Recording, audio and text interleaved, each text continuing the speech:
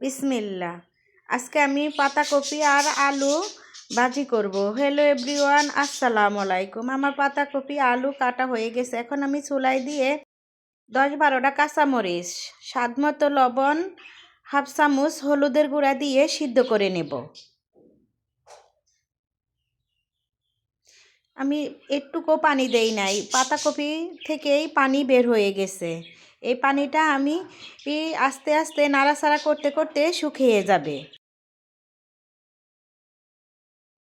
আমার পাতাকপির পানি শুকিয়ে গেছে। এখন আমি নাড়াচাড়া করে আর একটু শুকাইয়ে তারপরে নামিয়ে ফেলবো।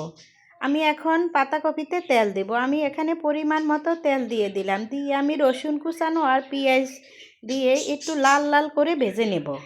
আমার পেঁয়াজ আর রসুন লাল লাল করে ভাজা হয়ে গেছে। এখন আমি পাতাকপিটা ঢেলে দেব। পাতাকপিটা ঢেলে দিয়ে আমি একবারে ভাজা ভাজা করে নেব।